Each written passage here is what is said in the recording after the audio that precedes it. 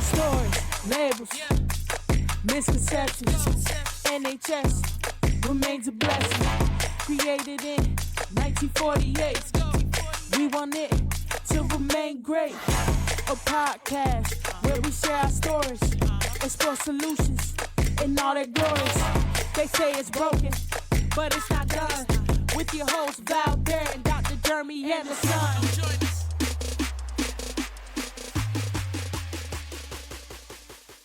Welcome to Stories, Labels and Misconceptions with Val Barrett. I'm Dr. Jeremy Anderson. Today we were going to talk about the NHS league tables. Yes. But we're switching it because in the UK there's a big protest demonstration called Unite the Kingdom. We've got thousands joining a march organized by Tommy Robinson called Unite the Kingdom. They're marching towards Whitehall. Then there's a counter demonstration by the March Against Fascism protest, organized by Stand Up to Racism. So we've got thousands of people in London marching, protesting, and counter-protesting. This necessitated 1,000 police officers, including importing officers from outside London, to handle this. It seems usual, and it says here there's a mix of slogans on the flags, including "Stop the Boats," "Send them home," and "Unite the Kingdom." And you've got anti-transgender activists are amongst the crowds. One man carried a large wooden cross with R.I.P. Charlie Kirk. The right-wing US activist shot dead on Wednesday while speaking at a university. He was killed by a 22-year-old gunman turned in by his father. He confessed to his father, a former law enforcement, I think a sheriff. His dad then contacted a friend, wasn't it? And also in law enforcement, they arranged for him to be taken to a police station. He's 22 years old. We don't know many details about his family are staunch Republicans, and he had a long history with firearms, which explains how he got a high-powered rifle and was able to shoot Charlie Kirk. Was at a gathering on a university campus.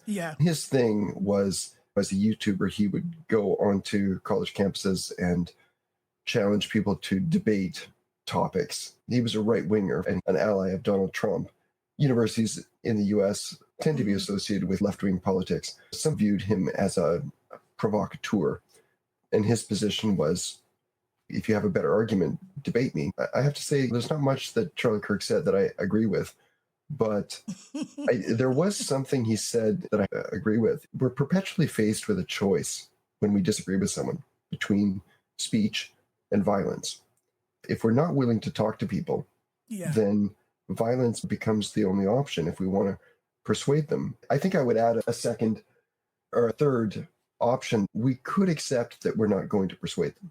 It's not a binary choice. We want to live in a world where we talk out our differences. If we're not going to agree, that's okay. We don't have to make somebody agree with us. Violence is never on the table.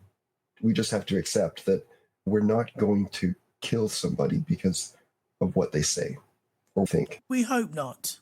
But I'm not saying it won't happen. I'm just saying, as a matter of ethics, it's never going to be ethical to kill somebody because of a word that came out of their mouth. Not. We seem to be getting more extreme, whether on the left or the right. Absolutely. I'm not going to sit here and say I've studied politics, but from what I've read, from what I'm watching, I find it deeply disturbing. Yeah, I really do. Yeah. As a woman of colour, born and raised in this country, which I do love, good grief, I get asked, where am I from? It is the number one annoying question for me. It's so bloody annoying. Because they've already othered me. They've looked at me saying, you don't belong here because of how you look.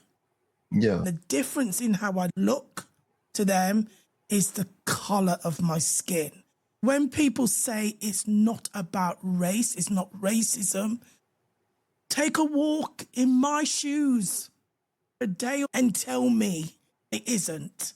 Yeah. People shouldn't tell Yeah. other people what they experience and how they feel from that experience isn't valid just because they have a different point of view. I walk down the street. I am an immigrant to this country, but I never Do you get get asked. asked? No. Once I start to talk, people hear Once my you accent. yes. The question is, Canadian? are you Canadian or American? Exactly. They pick up the accent. Yeah. There's never a sense of you shouldn't be here. Yes. It's always you're here and what do you Yes. think? It's all very friendly for me. You But get the right. conversation. Yes, I don't get the conversation. Now, if I was somewhere at an event or gathering or whatever, and I'm talking to someone and they say, oh, where's your accent from? I would say, I'm from the Midlands. Yeah. Then the conversation might go deeper. What's your heritage? That's a different question. Yeah. Do you see what I mean? I can ask that question to a white person. Yeah. Just because a white person is born here doesn't mean their parents. Well, that conversation can work both ways. Yeah. How often do white people get asked, what is your heritage? Can happen very often, but there's never a sense of, I'm asking you this because I'm not sure if you're supposed to be here. Yes. The assumption is the motivation is different. It's just out of curiosity. That's the experience I have. I don't think anyone's noticed I'm Canadian and suggested I shouldn't be in this country. That's never happened. No. And I think the counter argument to what you've expressed, Val, that you hear on maybe the far right is, that you should be interpreting the question in the same way that I do. In the same way that I'm not threatened by it, you shouldn't be threatened by it. And I guess my response would be, if people are interpreting it different, the question is landing for you. It's different. Why is that? Because of a lifetime of not feeling it, but being people expressing things to you do show you're not welcome. I'll tell you why it lands differently. Yeah. If that is the very first question asked me. Yeah. That's when you know they've seen you differently. Like I said before, I could be at an event, engaging in a conversation, and you might say, oh, what's your heritage? And I might say, what's yours? They could be Italian, Sure. anything else. But I don't like it when it's the first question before I have spoken. I could understand if I was speaking with an accent or speaking in a non-English dialect, then I could understand that person might say, where's your language from? Because we also ask each other. I might see a fellow Jamaican and say, oh, which part of Jamaica are you from? Where are your people from? Likey, no likey. Exactly. And I can go somewhere and I know when, oh, that person's from, is a Smalley, is a Smiley, as you might say, from Trinidad or Barbados. Oh, from a smaller island of Jamaica. There's a look. You know your people. Okay. Yeah. But the difference is some indication someone is not from here. If you walk up to someone and you're having a conversation and they reveal something about themselves that tells you they're not from here, then that's one thing to say, what's your heritage? But if someone walks up to you, they haven't said a word, they just walk up and go, where are you from? Exactly. Again, what's it going to do to you? It means that merely seeing you has given them an indication that you're not from here. And that's what people react to. And I think sometimes it's not that person is racist. I stress not. Sometimes it's just down to education. I don't believe everybody that asks that question is. Yeah. I sometimes they're trying to find something to say. I don't know. And that could be the first thing. But then why do you see me and think I couldn't possibly talk about something? For example, don't just engage me in black issues. I am not the spokesperson for everything black. It's ridiculous. I talk about the NHS. Yeah. I talk about being a carer. Yeah. That is not exclusive to just people that look like me, but people want to engage you in conversations around race. Believe me, we're only talking about it now because what's going on today. But Dr. Jeremy and I barely even talk. We don't talk about this, no. We are not obsessed with race. When some white people say we're obsessed with race, then stop asking me where the hell I'm from. Sure. Make it make sense. Yeah. Eventually, they'll talk to you about something else. They want to know where you're from. But another Midland person might say, which part of the Midlands are you from? Because the accent I've got and the things that I might say, the sayings that we use, they might ask that question. Like another Brummie might ask another Brummie, which part of Birmingham are you from? And one could be white and one could be Asian or black. But it's not about race. It's about which part of Birmingham. Sure, of course. If that makes sense. I don't mind engaging in conversations. I love talking. No, sure. Please don't make it all about race. Yeah. There are people better equipped to talk about things like that than me. I can only talk about my experience. My experience growing up and living in the Midlands is going to be different to somebody that looks like me growing up in London. Experiences are different. Yeah. I remember in London there was riots, the Tottenham riots, the Brixton riots. There was a riot in Liverpool. There's an area of Liverpool. Where else was there riots? I can't remember now. But you mentioned the area I'm from. No. There was only a few of us. Yeah. No, I can't give you any experience around that. Yeah, around it is major racial tension situation. Never had it. Yeah, it's a very strange question to look at somebody and notice their race and then ask them to explain or articulate their race's position or right? It's the same thing like Jewish people being asked to explain the actions of Israel if they live over here.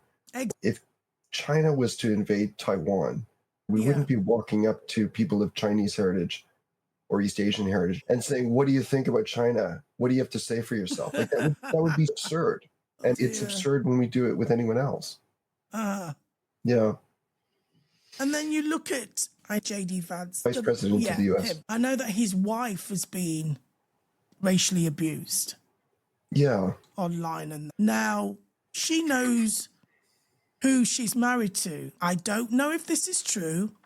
Let's say she believes in what her husband believes. She goes to a march. She will still get racially abused.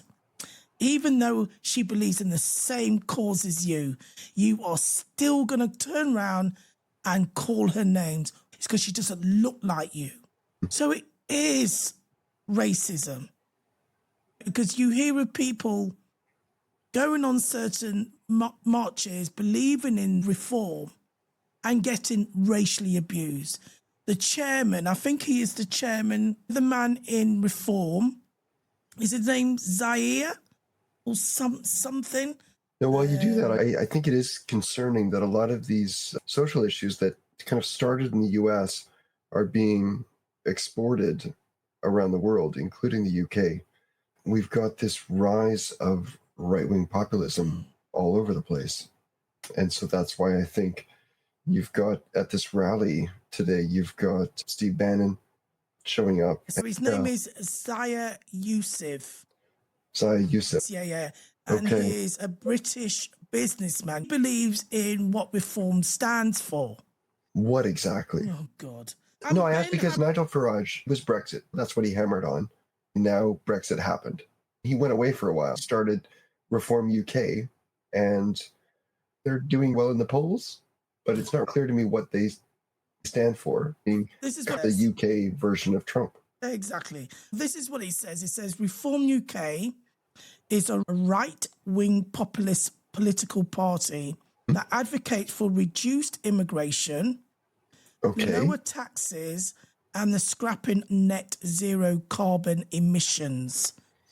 But then some of that can be put to any party because they all say they want to reduce immigration. Yeah. But like I said before, his speakerphone is louder. Yeah. And it's not just the message, it's the messenger. Yeah. And his message as a messenger is cutting through more so than the Tory messenger, Kemi Kizzy Badenoch, or the Labour messenger. Yeah. They are not cutting through. I was thinking about this the other day.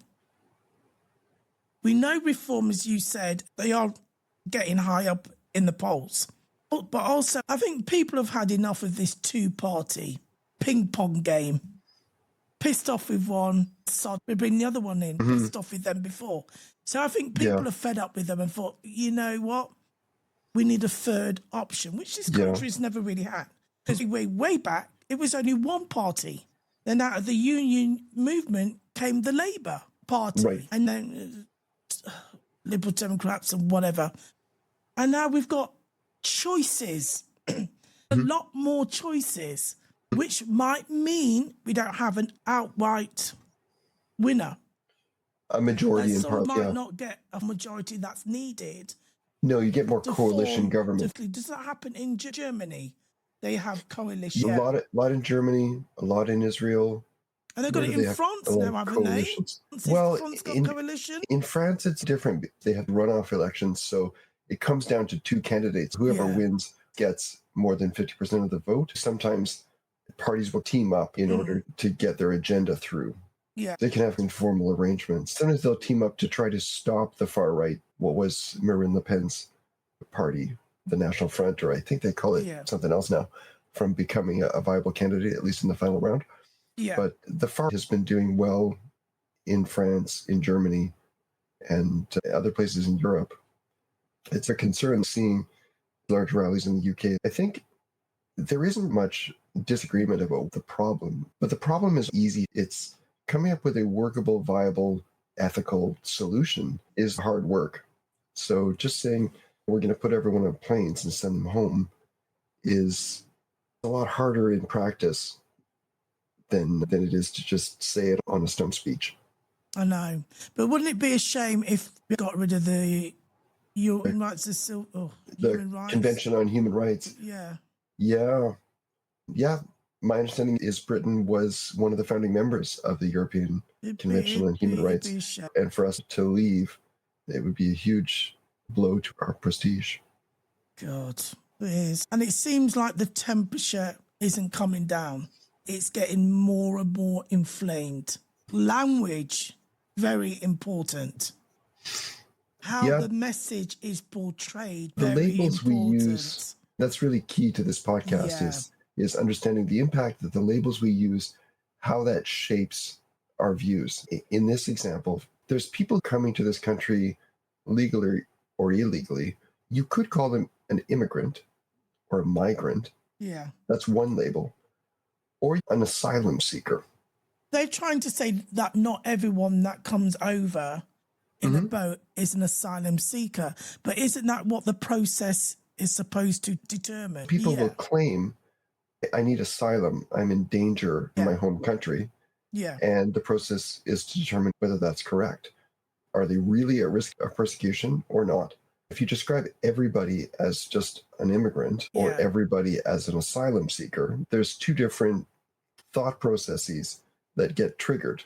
And or sometimes people will just be called illegal.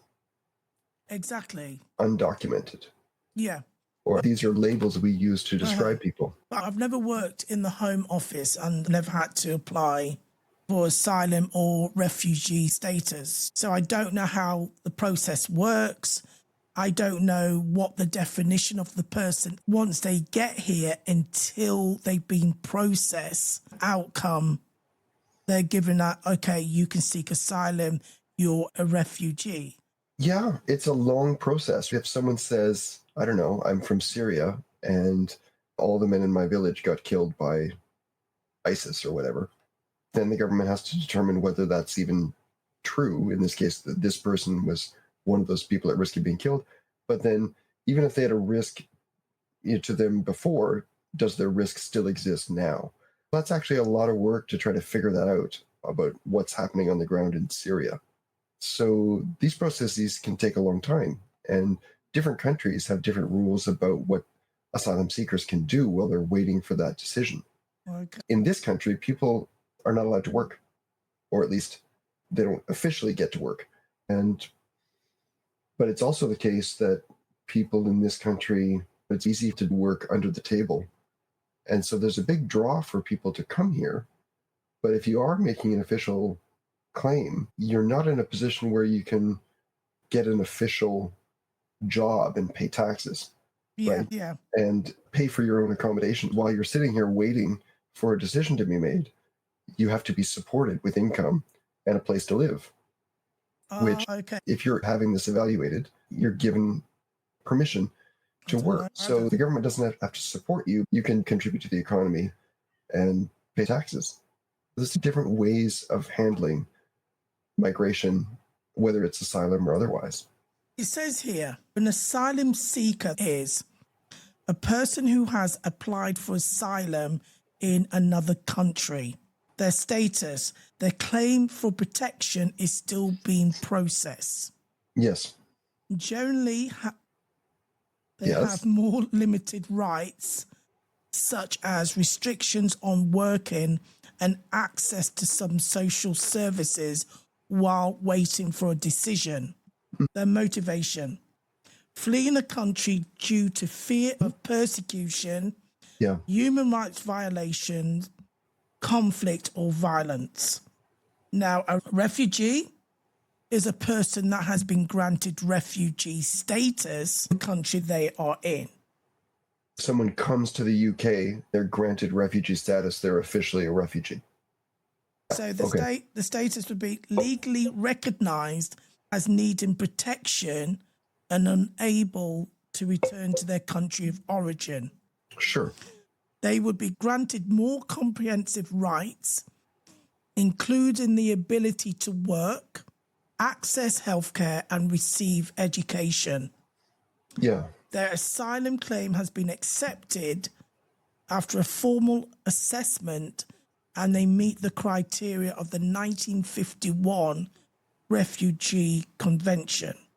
Now, the core difference is an asylum seeker, the application is in progress. Refugee, the application accepted, protection granted.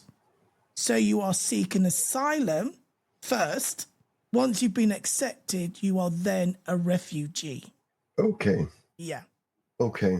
Yeah, that's clear. And then, of course, then there's the people who are not seeking asylum. They're not refugees. They're just seeking a better life. Economic migrant is a person who voluntarily moves to a new country for economic reasons, such as seeking better employment, higher wages, or a better standard of living, and is not motivated by a well-founded fear of persecution as defined for refugees. Yeah. Who wants a better life? I'm an economic migrant. I came to this country. I wouldn't have thought you would have said that. Yeah, of course. Really? I came to this country seeking employment. I'm going to stop you there. The reason why, as soon as you use that word, you saw the look on my face. The misconception is economic migrants are people of colour that don't look like you, not a psychologist. No. Someone who is highly trained and experienced could still come to this country seeking better employment, higher wages, opportunity they don't have elsewhere. I didn't know. I really wouldn't have labelled you that. They apply for a tier 2 visa, work visa.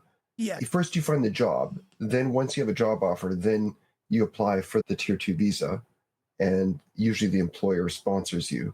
And assuming that's granted, it's all above board and you pay your taxes and you're allowed to work in this country for a certain length of time. Once you've worked in the country for several years, worked and paid your taxes, and there's no problems, you haven't broken the law, then you get to apply for indefinite leave to remain. That's not citizenship. It just means you don't have to keep applying for visas. Not citizenship.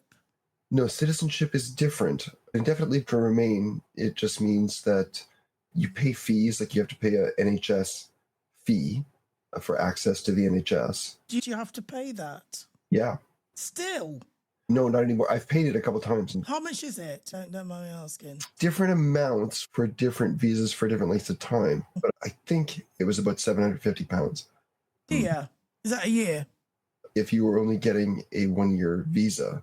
Okay. But if it was longer, you might pay $1,000 for a 3-year visa. They're pulling in cash from people applying to settle and immigrate. To stay indefinitely, that's fine. But citizenship means is the difference being if you leave the country, like for example, let's say my parents or my wife's parents were ill. Yeah. And we had to go back to Canada for a few years to take care of them. Once we finished that, we wanted to come back to the UK. If we've been outside the country too long, we lose it. And then we would have to apply again. Do you know the length of time? I don't know. I would have to look that up. But it seems like 3 years or 5 years. Okay. It's if you're gone for years. But if you're a citizen, you don't lose it. You can come and go. Well, what about your Canadianness? I'm a dual citizen, both a UK and a Canadian citizen. You can keep your Canadian citizenship. I'm a dual citizen. There's an option for that. It's not an option. If I wanted to give up my Canadian citizenship, I'd have to apply for that. I wouldn't want to do that. I couldn't imagine giving up my British citizenship. No, I don't think most people wouldn't want to give up a citizenship. Although, an interesting thing in terms of paying taxes. Do you still need to pay taxes? So if you pay taxes, generally you pay income tax where you earn money. Yeah. I don't pay Canadian income taxes because I pay UK income taxes. That's where I'm working. So that's where the tax money goes. An interesting thing about US tax law is American citizens. This is different. They have to file their taxes every year. They may not have to pay depending on what they're already paying in the country where they're living and earning. Yeah. My understanding is for Americans, if they're paying less tax where they're living, they have to pay the difference to the American government. Okay. If you were supposed to pay $50,000 in tax in the US, and let's say you're living in some low tax place like, I don't know, Costa Rica or Luxembourg or something like that, and you're paying $5,000, then you would have to pay $45,000 to the US government because you're not paying tax somewhere. So I could imagine American citizens might want to give up their citizenship so they don't have to pay taxes. But I think very few people do that. Let's go back to the protests. Yeah. What do you think the psychological impact is on individuals and communities? Yeah, that's an interesting one, right? Honestly, before we talked about it, I hadn't been paying attention to this at all. I don't feel like it affects me. Okay. But I think the effects of these protests and rallies are felt different by different people depending on a variety of factors. Put it this way. Yeah. I was fearful of my son going to work. I really was. I've never usually allowed things like this to make me make different decisions in my life. But this is different from the 70s. The temperature with this is really high. The language is different. The feeling is different. It's worldwide. I know it probably isn't, but it feels, I said to a friend the other day, I don't think I can go on holiday.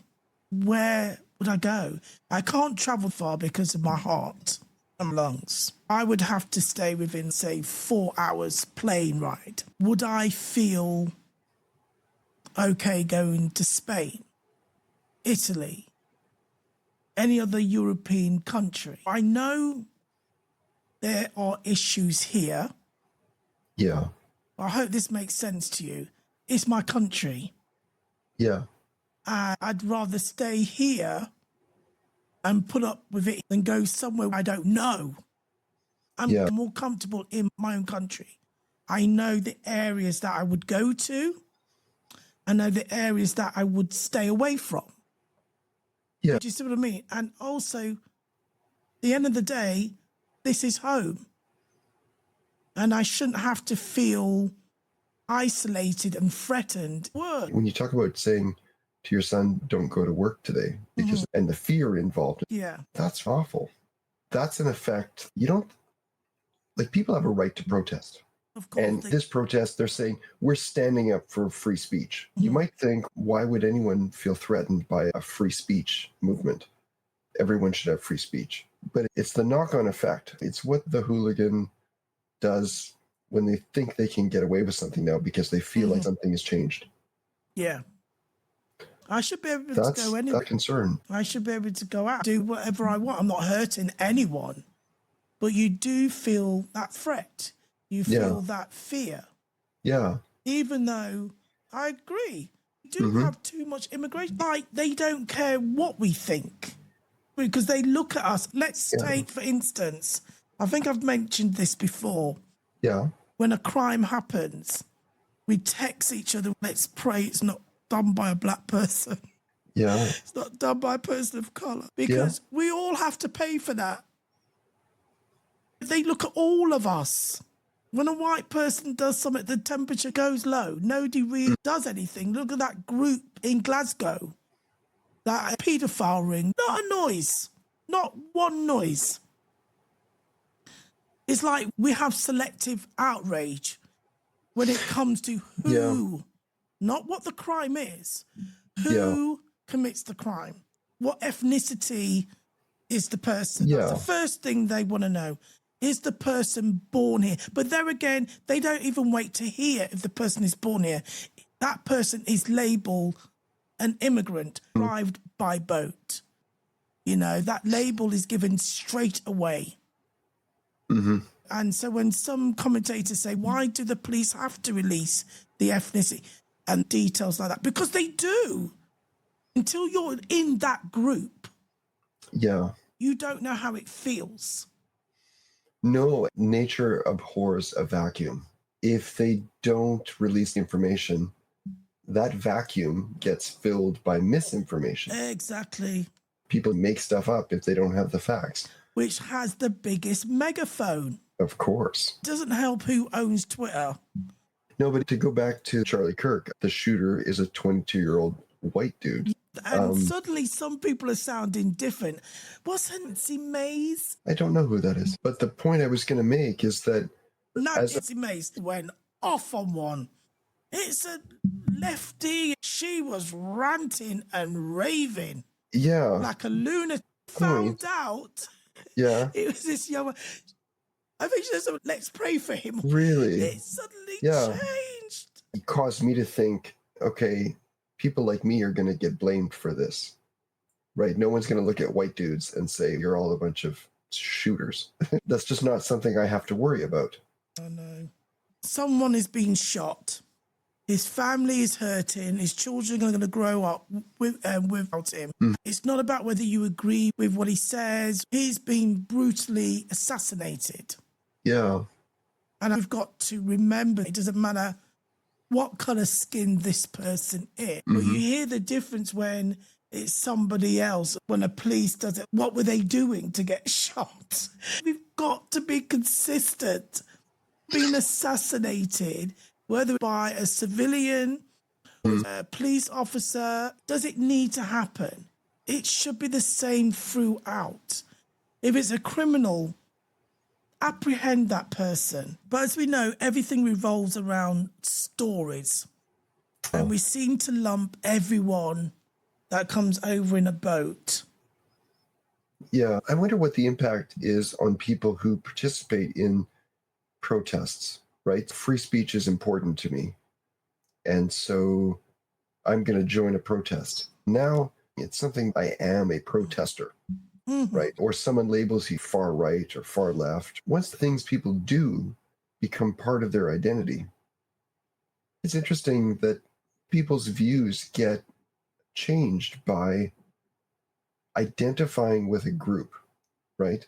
Yeah. So if you're in the US I don't know, you can tell me if this is the same in the UK. People have noticed that if you know where someone is on one issue, you probably know where they are on a bunch of unrelated issues. If I ask you a question and you tell me you're against abortion, I know where you stand on issues like gay marriage, capital punishment, environmentalism, taxes, immigration, and so on, right? All these issues have nothing to do with each other, but they're all cluster in political left wing or right wing, right? Yeah. If you identify as someone in one of those groups, you stop thinking about all the issues independently. But it's more a question of, what do people in my group believe? Mm-mm. And I think this is a problem. We need to be politically non-binary. We need to think carefully about each individual issue. Or within issues, you could have a nuanced approach, be like an environmentalist who supports nuclear power, right? There's debate about whether that's good or bad. Not everyone thinks the same way. But we do on the left and the right, which I hate, but this is how it is. You're either left or you're right. There are issues that both sides actually agree about. Yeah. But it's the language, the messenger. Right now, I haven't heard anybody from Labour. If they don't change course soon, there's going to be a lot of people that won't have a political home come the next election. And that will be a shame. Why do you think Labour's not stepping up? You've got this massive rally. Because it's not about them speaking against the rally.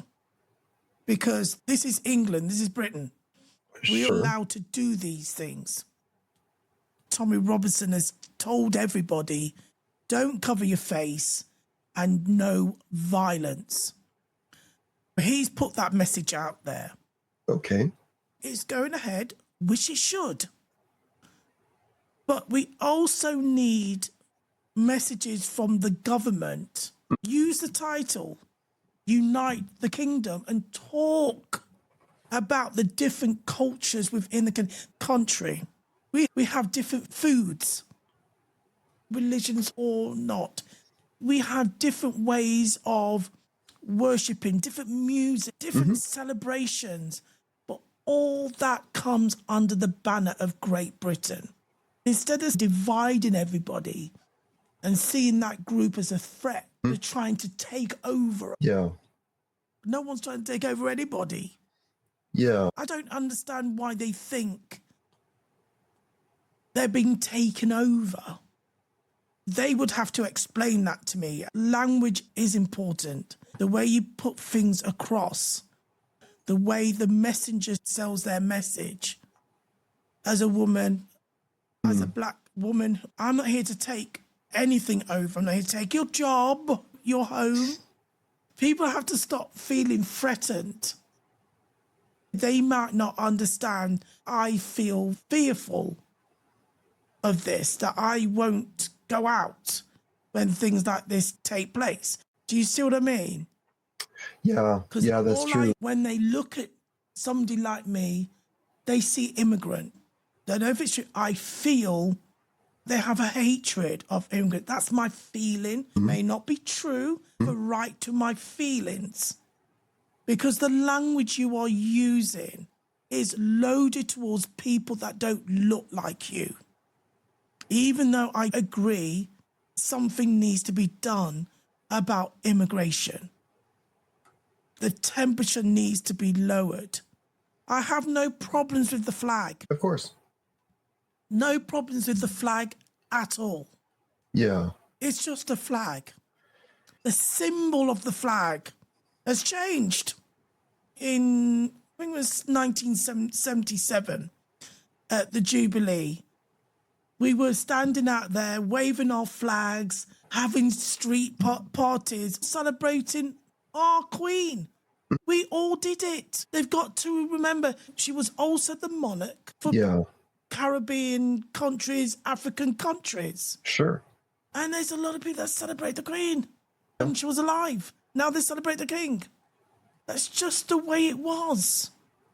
My dad was telling me about this big statue of Queen Victoria is either in Spanish Town or Kingston, and there's streets named after them. We've got to stop thinking it's them against us. There's too much of that. Just feel that. What you're talking about, being divided and us versus them. It's interesting. The rally today is called Unite the Right. We're calling for unity, but this protest feels it doesn't represent much of the UK. Look at the speaker. Right. It tells you from the speakers. Yeah. Steve Bannon, so from the US, is if you're importing foreign speakers to your rally, how representative is this of the UK? Because they look like them. Exactly. But I think this is another case where the language is important, where if you call it Unite the Kingdom, what could be wrong with that? We all want to be united. I think there's a game that we can play with language where something that is very much not a uniting force can call itself it. Imagine a world where you purge everyone who doesn't look or doesn't think like you. Yeah. Everyone left over would be united because they'd all look like you, they'd all think like you, right? That's one way to be united. But they wouldn't be, because humankind would find a way to fight against another group. It would be, okay, we're all white now. What's the difference between this group? Oh, he's got a disability. Yeah. He can't have kids. She can't have, always something. Yeah, I'm sure they'd find something else to divide. What I'm driving at is it's less about being unified, but recognizing forces in society driving us apart. We're not always going to agree or think the same way, but we don't have to be torn apart. In the modern world, we're faced with things driving us into opposing camps. We don't need to be opposed so much. This is going to be the issue for the next election. Forget about the NHS, education. People can't pay their bills. The reason for that is immigrants.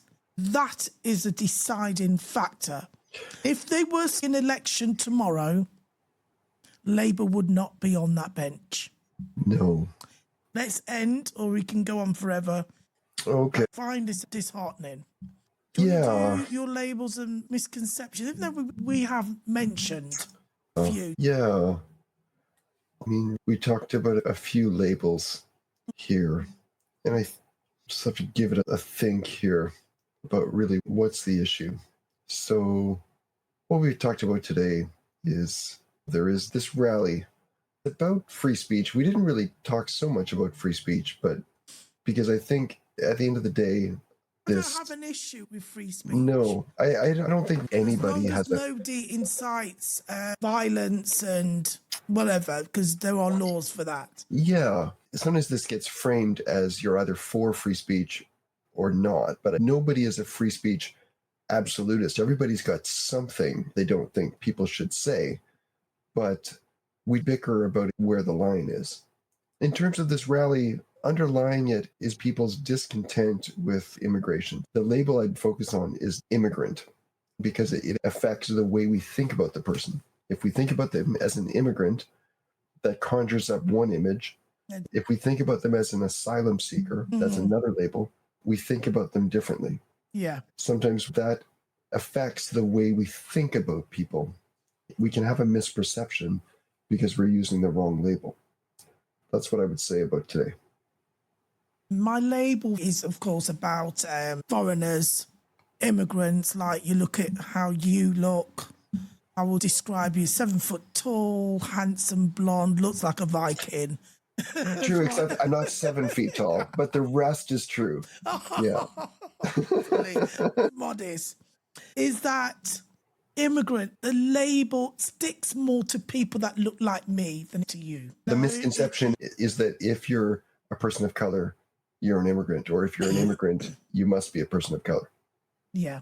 Yeah. That's sad. So I'm just going to leave with this, as I said about community. Do you have an inspiring quote for us? This protest raises a question we can't keep dodging. When we talk about unite the kingdom, who exactly do we mean? Because if unity doesn't include every race, culture and community, then it isn't unity at all. It's just a slogan. Said. Yes, we'll have to league tables next week. Yeah, that's it for today. Everyone has their own thoughts on free speech, protesting, and it's not going away. The megaphones are just going to get louder and bigger. Yeah. Follow us. Let us know your thoughts. Yeah. He's saying enjoy the weekend. Oh, and I haven't heard a pipsqueak out of Zhongyi today. I think Zhongyi is hanging with my wife right now. The wife is back. He's dumped you. Yes, my wife is back. He used he loves her. No, he loves you more. He loves her more. He loves me. Okay. Thank you, Dr. Jeremy. Bye.